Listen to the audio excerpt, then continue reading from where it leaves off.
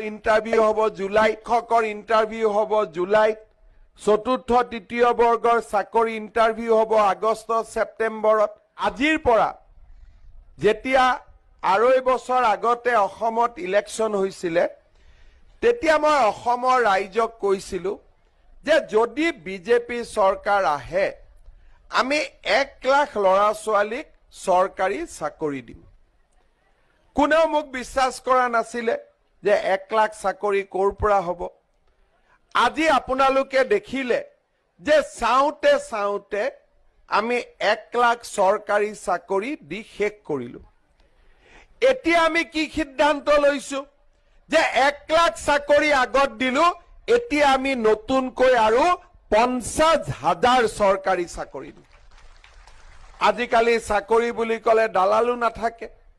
পুলিচৰ ইন্টাৰভিউ হ'ব জুলাইত, শিক্ষকৰ ইন্টাৰভিউ হ'ব জুলাইত, চতুৰ্থ তৃতীয় বৰ্গৰ চাকৰি ইন্টাৰভিউ হ'ব আগষ্ট ছেপ্টেম্বৰত। অৰ্থাৎ 1 লাখ চাকৰি শেষ কৰি এতিয়া আমি 1.5 লাখ চাকৰি দিবৰ কাৰণে গৈ আছোঁ। আপোনালোকে ইতিমধ্যে শুনিলে যে আপোনালোকৰ যিসমূহ ADR 2.0 আসাম পুলিচ আৰু টিচাৰৰ ভেকেঞ্চি মুকলি কৰা হৈছে। এই ভেকেঞ্চিসমূহৰ আপোনালোকৰ ইণ্টাৰভিউ কেতিয়াকৈ অনুষ্ঠিত কৰা হ'ব। মুখ্যমন্ত্ৰী ছাৰে নিজে ঘোষণা কৰিছে যে আপোনালোকৰ আসাম পুলিচ আৰু টিচাৰ দি ভেকেঞ্চি আছে, এই ভেকেঞ্চিসমূহৰ ইণ্টাৰভিউ আপোনালোকৰ জুলাই মাহত অনুষ্ঠিত কৰা হ'ব আৰু জুলাই মাহৰ ভিতৰতে আপোনালোকৰ নিযুক্তি দিয়াৰ কথাও ইতিমধ্যে ঘোষণা কৰিছে।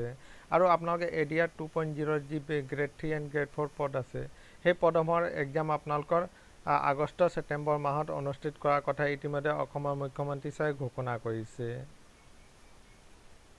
এইটোৱে আছিলে বন্ধু বান্ধৱীসকল এটা সৰু সুৰা ইনফৰ্মেশ্যন। সদায় এইদৰে জব নটিফিকেশ্যন পাই থাকিবৰ কাৰণে আমাৰ চেনেলটো ছাবস্ক্ৰাইব কৰি দিব। ধন্যবাদ।